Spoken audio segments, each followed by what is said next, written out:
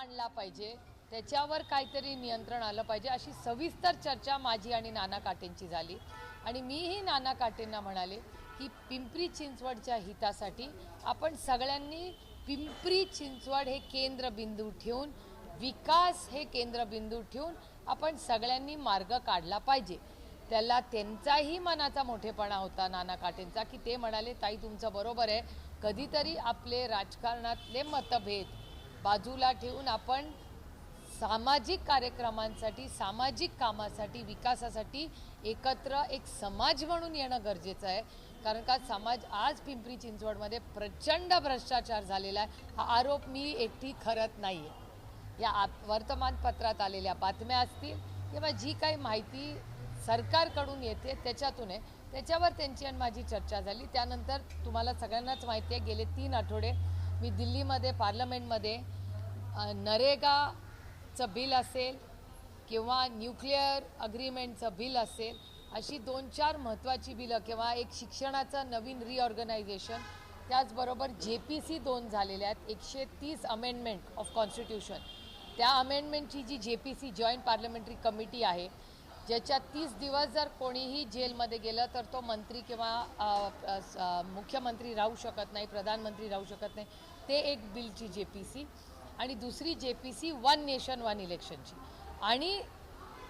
आणि एक select committee आहे, ती आहे पूर्णपणे फायनान्सची. म्हणजे ज्या दिवाळखोऱ्या कंपनी असतात त्या विकल्या गेल्या पाहिजेत का, ते टाईम बाउंड मॅनर झाले पाहिजे का, तर अशा एक सिलेक्ट कमिटी, 2 JPCs आणि 3 पार्लमेंट. त्यामुळे गेले 3 आठवडे या सगळ्या कामांमध्ये आणि दोन बिलं म्हणजे IBC ज्याला म्हणतो आपण, इन्सॉल्व्हन्सी अँड बँक्रप्सी कोड बिल, ह्याचा एक मोठा इम्पॅक्ट तुम्हाला पुढच्या काही दिवसात दिसेल. त्या सिलेक्ट कमिटीनी इकॉनॉमी आणि दिवाळखोरी झालेल्या कंपनीज ह्याच्यावर होणारा इम्पॅक्ट, हे एक महत्त्वाचा मुद्दा ह्याच्या चर्चेत झाला. या दोन्ही JPCs 1 नेशन 1 इलेक्शनची अतिशय महत्त्वाची आहे. आणि 130 अमेंडमेंटची ही JPC, ज्याचा इम्पॅक्ट काश्मीर टू कन्याकुमारी होणार आहे, त्याला आम्ही प्रचंड विरोध केलेला आहे. या 2 आणि त्याचबरोबर नरेगा आणि न्यूक्लिअर अग्रीमेंट जे एनर्जीसाठी जे ओपन अप केलेलं आहे, या दोन्हीमध्ये प्रचंड अस्वस्थता आमच्या मनात होती. आम्ही कडाडून त्याचा विरोध केला, पण गोंधळात रेटून ही दोन्ही बिलं पास गेली. हे खूप दुर्दैव आहे, कारण हे मी राजकीय बोलत नाही आहे.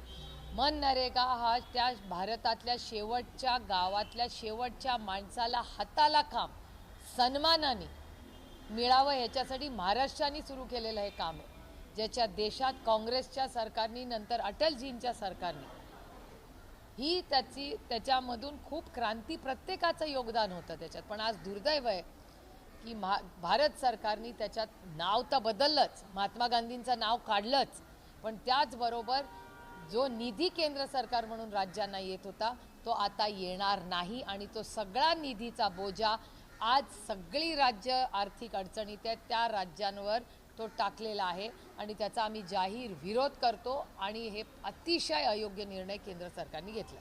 नाही, पण खरं तर हे झालं पार्लमेंटरी सेशनमध्ये काय झालं, परंतु मुंबईसह इतर महानगरपालिकेच्या निवडणुका लागलेल्या आहेत. दोन्ही राष्ट्रवादीच्या संदर्भात काही प्राथमिक प्रस्ताव जो आहे तो अजित पवारांच्या राष्ट्रवादीकडनं कोण्या बड्या नेत्यांकडनं आलेला आहेत का, आणि तुम्ही देखील अनुकूल आहात का अजित पवारांच्या राष्ट्रवादी?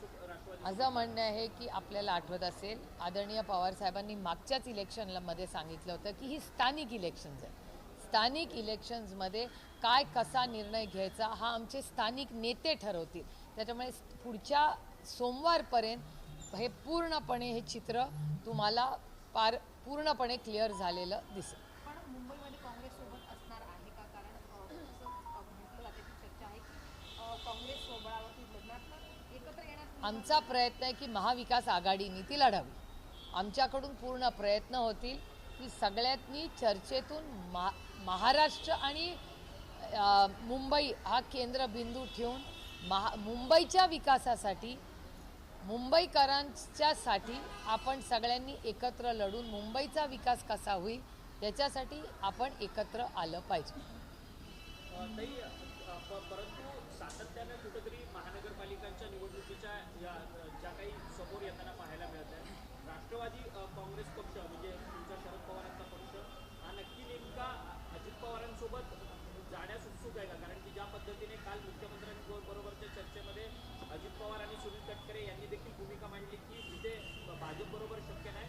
आम्ही राष्ट्रवादी शरद पवारांच्या पक्षासोबत जातो. त्यांच्या मीटिंगमध्ये काय झालंय मला माहिती नाही, मी त्या मीटिंगमध्ये नव्हते आणि आजच्या सकाळच्या वर्तमानपत्रात काही मी वाचण्यात माझ्या आलेलं नाही, त्याच्यामुळे त्यांच्या मीटिंगमध्ये काय झालं ह्याची मला माहिती नाही.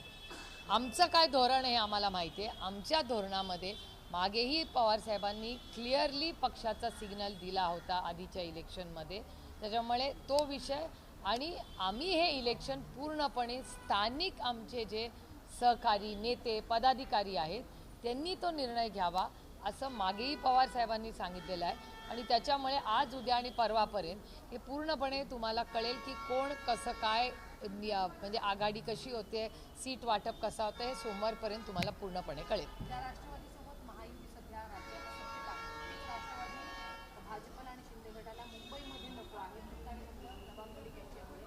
आता आपण एक महायुती म्हणून निवडणूक लढवली पाहिजे हे सातत्यानं अजित पवार आणि सुनील गडकरी हे फडणवीसांना सांगतात. कसं पाहता राज्यामध्ये? एकतर तो त्यांचा अंतर्गत प्रश्न आहे, त्यांनी त्यांच्या युतीमध्ये काय करायचा त्यांचा प्रश्न आहे, हा माझा प्रश्न नाही आहे. आम्ही काय करायचं ह्याच्यावर मी बोलू शकते. दुसरे के घर में क्यों झाकू मैं, एक. आणि दुसरं नवाबबाईंबद्दल माझ्या मनात नेहमी प्रेम आदर आणि आस्था आहे. हे मी आज नाही गेले अनेक वर्ष बोलते. त्यांच्या फॅमिलीत मग कोर्ट असेल, ते हॉस्पिटलमध्ये असतील किंवा जेलमध्ये असतील, मी नेहमीच त्या फॅमिलीबरोबर ओपनली राहिलेले, कालही होते, आजही आहे आणि उद्याही राहील. त्यांच्या लढणाऱ्या लेकी आहेत, त्या लढतायत, त्यांच्याबरोबर मी ताकदीने राहणार. एकच गोष्ट मला वाईट वाटते की ज्या नवाबबाईंची लेख तुम्हाला सही करून तुमच्या सरकारमध्ये चालते, जे नवाबबाई तुम्हाला काउन्सिल हॉलमध्ये असेंब्लीमध्ये निवडून आल्यावर तुम्हाला चालतात, एरवी तुम्हाला सगळे नवाबबाई चालतात, ह्यांच्या सोयीप्रमाणे ह्यांच्या स्ट्रॅटेजीमध्ये नवाबबाई बसत नाहीत, म्हणून नवाबबाईंचं विक्टिमायझेशन चाललेलं आहे. हे चुकीचं आहे. माझं म्हणणं आहे मतभेद असणं ठीक आहे, एक स्ट्रॅटेजी म्हणून असू शकते, पण स्ट्रॅटेजी करताना नवाबबाई आणि त्याच्या कुटुंबाचं जी बदनामी आणि खच्चीकरण झालं. लोकशाही मराठी ऐका, पहा, जागरूक रहा.